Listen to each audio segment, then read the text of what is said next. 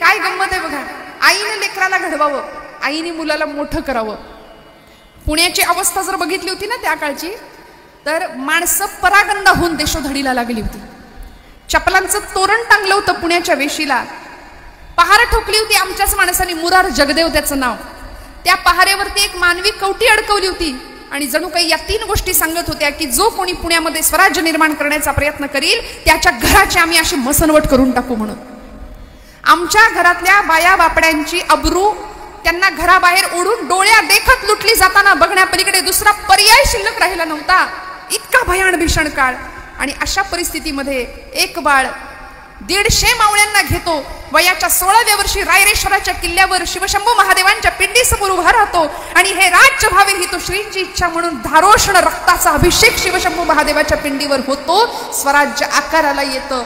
मला सांगा, लहानपणी रामायण महाभारत या सगळ्या ग्रंथांची वाचन पारायण, 14 विद्या, 64 कला, प्राण्यांची भाषा बोलणं समजणं सगळंच येत होतं. सगळं असं शिक्षण सुद्धा होतं पूर्वीचं.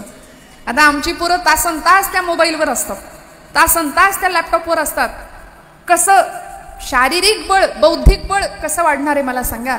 आणि या 5 वर्षाच्या, या 12 वर्षाच्या, या 16 वर्षाच्या लेकराला जिजाऊ मातोश्रींनी असं घडवावं की जिथे शक करता राजा होण्यापर्यंतची वाटचाल आपल्या सगळ्या हिंदुस्थानला, सगळ्या महाराष्ट्राला माहिती आहे. आईनी लेकराला कसं घडवावं, घडवताना अंगावरच्या दुधाबरोबर उच्चतम मूल्यांचे संस्कार कसे प्रदान करावेत. आपल्याला किती आनंद असतो, आमच्या पोराचा काही त्रास नाही, उठ म्हणलं की उठतो, बस म्हणलं की बसतो. अगदी यांच्या वडिलांच्या वळणावर गेलाय, त्यांना सुद्धा उठ म्हणलं की उठतात, बस म्हणलं की बसतात. सकाळी जर एकदा त्याला बसवलं ना तिथं, ते कार्ट तिथं दिवसभर दिसेल. उसको हिंदी में गोबर गणेश कहते, जहां बेटा वही बैठे. असा पराक्रम तुमच्या माझ्या घरात पाहिजे, असं सळसळ तर रक्त पाहिजे. शिवाजी हे नाव उच्चारलं मुडद्यात सुद्धा प्राण यावा, एवढी ताकद आहे या नावामध्ये. जय जयकार करावा. तर मला वाटतं जाखोरीतल्या लोकांनी बरोबर, छत्रपती श्री शिवाजी महाराज की. महाराज नसते ना तर देवळातला देव सुरक्षित राहिला नसता, धर्म सुरक्षित राहिला नसता. रक्ताचं पाणी जीवाचं रान करून एक एक मावळा जमवला होता. आणि आज हे आम्ही सगळं उपभोगतोय त्या एका राजामुळे की ज्यांनी परमात्मा कृष्ण परमात्म्याचं चरित्र डोळ्यासमोर ठेवलं.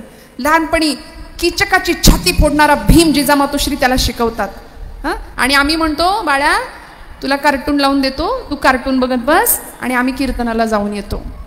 मग बघणारं कार्टून, टीव्हीवर कार्टून. आणि त्या पोराला विचारलं ना, ए तुला भीम माहितीये का भीम? ते म्हणतो हो. आता मला अपेक्षित आहे महाभारतातला भीम माहितीये का, जो बुद्धिमत्तां वरिष्ठम आहे, जो बुद्धीने सुद्धा सुंदर आहे, श्रेष्ठ आहे. त्या पोराला विचारलं भीम माहितीये का? ते म्हणतो हो, छोटा भीम लाडू खातो. या पलीकडे जाऊन महाभारतातले 5 पांडव कधी आम्हाला कळणार, त्यांचा स्वभाव, त्यांचं गुणवैशिष्ट्य कधी आम्हाला कळणार. पांडव गीतेमध्ये वर्णन आहे, धर्मो विवर्धती युधिष्ठिर कीर्तनेन, पापम प्रणश्यति वृकोदर कीर्तनेन, शत्रुं विनश्यति धनंजय कीर्तनेन आणि माद्री सुतो कथयताम न भवन्ति रोगाः. पांडव गीतेमध्ये म्हटलंय, 5 पांडवांचं गुणवर्णन केल्यानंतर किंवा त्यांचा अभ्यास केल्यानंतर धर्मराजाचं नाव घेतलं तरी अंतःकरणातली धर्मभावना जागृत होते. शत्रुं विनश्यति वृकोदर कीर्तनेन, वृकोदर म्हणजे भीमसेन, भीमांचं नाव घेतलं तरी शत्रूचा नाश होतो. शत्रुं विनश्यति धनंजय कीर्तनेन, पापांचा नाश होतो भीमाचं नाव घेतल्यावर, शत्रूचा नाश होतो अर्जुनाचं गुणवर्णन ऐकल्यावरती, आणि रोगांचा नाश होतो माद्री सुताम कथयन्ति न भवन्ति रोगाः. रोग नाश करण्याचं सामर्थ्य माद्री सूत म्हणजे नकुल सहदेव यांच्याकडे. असे 5 पांडव ज्यांच्या मागे अखंड भगवंत होते. का हो? आणि भगवंतांचा दुसरा गुण माझी ज्ञानोबा माऊली सांगते, ऐका ज्ञान वैराग्य.